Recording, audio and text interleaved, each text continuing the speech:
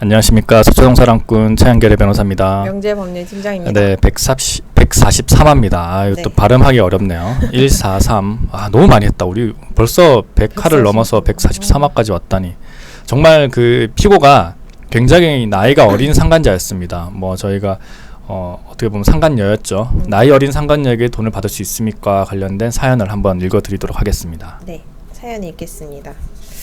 안녕하세요. 제가 문의드릴 게 있어서 급하게 카톡 드립니다. 저희 남편은 작은 의료기기 제조회사를 운영 중인데 작년 5월에 격리일을 맡아줄 새로운 여직원 한 명을 채용하게 되었습니다. 그 후에 이상할 만큼 남편의 귀가가 늦어지고 코로나임에도 불구하고 회식을 자주 하는 등 제가 의심할 만한 정황들이 있었지만 그러다가 얼마 뒤 정상적인 일상 패턴으로 돌아오면서 괜한 저의 불안이었다고 생각했습니다. 그러던 중 작년 11월에 또 야근을 한다기에 회사 사정도 점점 안 좋아지는 것 같은데 애쓰는 남편의 모습이 안쓰러워 야식을 사서 회사로 찾아갔습니다. 하지만 야근을 한다던 회사에는 아무도 없었고 저의 의심은 확신이 되었습니다. 그때부터 저는 남편의 외도에 대한 자료를 모으기 시작했고 그 여직원이 회사 근처에서 자취를 하고 매일 그곳에 가는 남편의 모습을 발견하였습니다. 저는 그곳에 드나드는 남편의 사진과 카카오톡 메시지, 선물을 주고받은 정황, 증거 등을 다 수집했고 상간자 소송을 할 계획입니다. 제가 궁금한 것은 그 여직원이 이제 막 사회에 나온 20대 초반이라는 점입니다. 제가 알기로 월급도 얼마 없고 모아놓은 돈도 얼마 없을 텐데 제가 판결이 나도 판결금을 받을 수 있을까요? 혹시 월급 가압류 안 되면 그 여직원의 직계 부모의 재산에도 가압류를 걸 수 있는지 궁금합니다. 라고 문의 주셨습니다. 네, 정말 이것도 안타까운 사연이죠. 네, 이게 그 저희한테 사연을 문의 주신 분의 나이는 아직 제가 여쭤보진 않았습니다. 조만간 저희한테 오실 분인데 그리고 또 자기의 이제 남편분의 또 그 뭐 나이라든지 이런 건 여쭤보지 않았는데 이게 보면은 굉장히 사이즈가 나옵니다. 그 보면 얼마 전에 뭐 그 코미디언 박희순 씨인가요? 그분이 뭐 17세 이하의 뭐 연하 여성과 결혼을 한다 이런 말씀 있었지 않습니까? 네네네. 저는 막 진짜 거짓말 안 드리고 한 27살 연하도 한번 해봤던 것 같은데 지금 보면 작은 의료기기 제조회사를 운영 중이라고 한다면 적어도 그 평균 나이대는 한 50대 중반입니다. 그리고 작년 5월에 격리를 맡아줄 어떤 직원 20대 초반이죠. 당연하죠. 보면 일단은 이런 경우 사이즈가 나오죠. 그리고 이제 의심할 만한 정황이 있었는데 저희 불안이었다고 생각하면 안 됐는데 왜 불안이라고 생각했는지 모르겠습니다. 정말 그거는 확신을 하셨어야죠. 그때 그 속이 다 맞아요. 속이 다 맞고 그리고 야근을 한다기에 야근 믿으면 안 됩니다. 50대 중반 정도 되시는 분들은 야근을 할 이유가 없어요. 야근을 왜 합니까? 그 정도 되면은 집에 들어와야죠.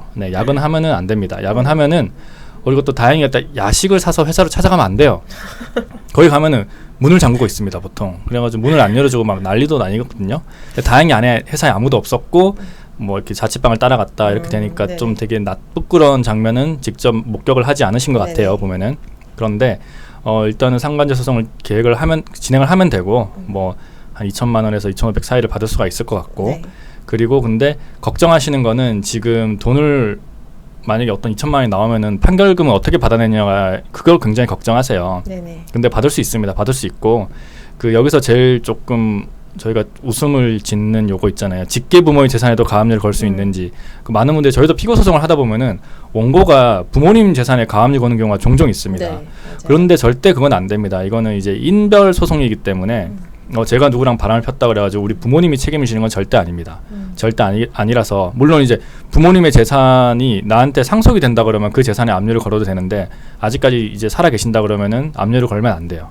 압류를 걸어도 일단 가압류기 때문에 일단은 뭐 그냥 쉽게 오케이를 해주는 경우가 있는데 잘 안 돼요. 잘 안 되고 여기서는 월급 가압류를 해야죠. 근데 월급 가압류는 웃긴 게 자기 남편이 제 전화인 줄 알고 깜짝 놀랐네요. 남자친구 전화면 받으셔도 됩니다. 남자친구 전화까지는 제가 이해를 해드리는데 그렇습니까? 깜짝 놀랐네. 그래서 이거 보면은 웃긴 게 월급 가압류가 가능하죠. 가능한데 웃긴 게 월급은 누가 줍니까? 자기 남편 회사에서 또 월급이 나가는 거기 때문에 남편이 좀만 더 이제 손을 쓰면은 그 월급도 없게 되는 거거든요. 월급도 뭐 예를 들어서 200만 원 월급이다 그러면 하나도 이제 우리가 압류를 못 하기 때문에 이것도 조금 안 되고 대신에 걱정할 필요가 없는 게 일단 판결문을 하나 받아 놓으면은 그거는 죽을 때까지 따라다닙니다. 피고가 어떻게 이제 없어지지 않는 이상 뭐 그거는 따라다니기 때문에 일단 하시는 게 좋아요. 그 연 12% 이자를 계속 받게 돼요. 일할 계산을 해가지고 2천만 원을 받으면 연 240만 원에 대한 이자를 계속 받는 거거든요. 근데 주의하실 거는 10년마다 한 번씩 갱신을 해줘야 됩니다. 그 판결금을 가지고 판결문을 가지고 다시 내가 청구를 해가지고 그거에 대한 이제 소멸시효를 일단 그러니까 정지를 시켜야 돼요. 그런 거 몇 번 해주시면은 계속해서 일단은 이자는 쌓이는 거니까 굉장히 좋죠. 어떻게 보면은. 그러다 보면 이제 피고들 중에서는 로또를 맞는 사람도 한 분 있을 수도 있는 거고, 아니면은 나중에 뭐 잘 돼가지고 어떤 좋은 사람 만나가지고 결혼을 할 수도 있는 거잖아요. 그러면은 이제 피고 집에다가 압류를 하면 되는 거니까 절대 걱정하지 마시고, 일단 우리에게 중요한 거는 판결문이다. 판결문을 하나를 받아놓으면은 그거는 피고에게 끝까지 따라다닙니다. 끝까지 따라다니고 우리가 그거 추적까지 해드려요. 우리가 원고 소송했었을 때도 못 받는 사람 굉장히 많습니다. 피고가 배째라고 하는 사람도 굉장히 많고 한데도 일단은 계속 뭐 정 안 되면 동상가압류라도 합니다. 그러면 이제 갖고 있는 핸드폰 쫙 압수해버리면은 뭐 팔면 한 30만 원 나오고 이런 거잖아요. 그러니까 일단은 그 피고들이 돈을 안 주고도 못 빼긴다. 그리고 회생파산 그것도 아직까지 여러 가지로 좀 법리가 아직 안 돼가지고 잘 안 된다. 그렇기 때문에 막 사회에 나온 20대 초반이라고 하더라도 우리가 판결문을 받으면은 판결금을 받을 수가 있다는 거 하나 말씀드리고, 그다음 또 팁을 드리자면은 이건 웬만해서 잘 공개 안 하는 팁인데 그쪽 부모님한테 말씀드리면은 다 나옵니다. 네, 너무나 안타깝죠. 저희도 뭐 피고 소송 많이 하는데 부모님들이 막 돈을 주세요. 우리 딸, 뭐 우리 아들 더 이상 뭐 괴롭히지 말고 상간녀, 상간남 뭐 낙인 찍지 마라 이러시면서 막 돈을 막 주시는 경우가 있으니까 판결문 가지고 내가 뭐 예를 들어서 이걸 뿌리겠다 뭐 이렇게 협박하지 마시고 그냥 조용히 그쪽 집에다 뭐 하나 보내면은 이게 뭐냐 이러면서 그냥 알아서 주시니까 그것도 한번 생각해 보시면 됩니다. 네.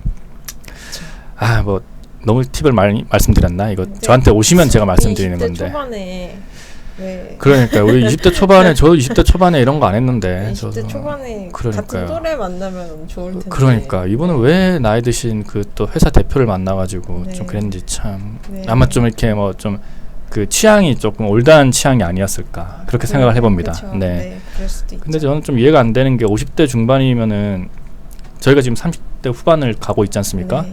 근데 저보다 한 10살 어린 애들도 사람으로 안 보이던데, 여자로 안 보이는 게 아니라 그냥 사람으로 안 보여요 저는.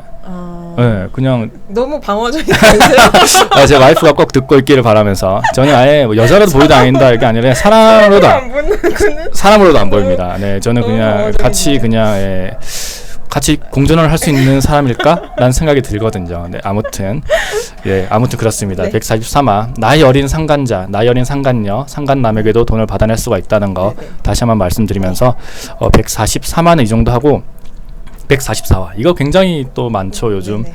직장 내 불륜이었다. 네. 내가 퇴사를 요구를 해도 되냐? 뭐 아니면 내가 퇴사 요구를 받았다. 어떻게 해야 되느냐? 이거와 관련된 얘기를 다음화에서 한번 해보도록 하겠습니다. 여러분들 뭐 코로나 이제 곧 종식될 겁니다. 백신도 나오고요. 백신 이제 저에게 보급이 된다면 저도 이제 백신 처음으로 맞아가지고 한번 보여드리겠습니다. 네.